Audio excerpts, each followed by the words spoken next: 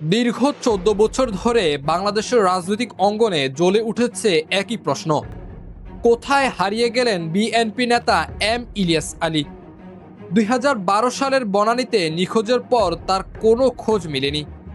তবে সাম্প্রতিক গ্রেপ্তারের পর সাবেক ডিজিএফআই মহাপরিচালক অবসরপ্রাপ্ত লেফটেন্যান্ট জেনারেল শেখ মামুন খালেদ নতুন তথ্য দিয়েছেন। মামুন খালেদ জানিয়েছেন, ইলিয়াস আলীকে টার্গেট করার পিছনে মূল কারণ ছিল টিপাইমুখ বাঁধ এবং পার্শ্ববর্তী দেশের সঙ্গে বাংলাদেশের ট্রানজিট চুক্তির বিরোধিতা। দেশীয় ও আন্তর্জাতিক গুরুত্বপূর্ণ এই প্রকল্পে তার অবস্থান সরকারের কাছে সমস্যা হিসেবে ধরা হয়েছিল।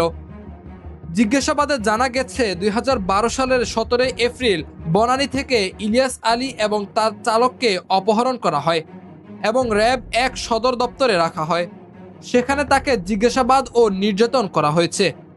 গোয়েন্দা সূত্র বলছে, ১৭ থেকে ২০ এপ্রিলের মধ্যে কোনো এক রাতে তাকে হত্যা করে ধলেশ্বরী নদীতে ফেলা হয়েছে।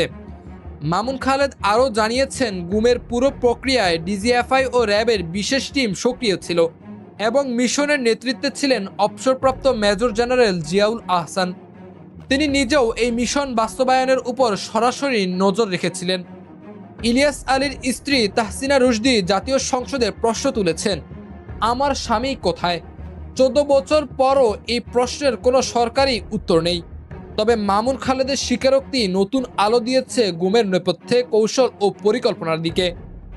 এখনও তদন্ত চলছে এবং র্যাব ও ডিজিএফআই এর সংশ্লিষ্ট সদস্যদের নজরদারিতে রাখা হয়েছে। গোয়েন্দারা আশাবাদী, ধাপে ধাপে এই গুমের রহস্য উন্মোচন করা সম্ভব হবে। Nazrul Tuhin, news desk, Bangla post.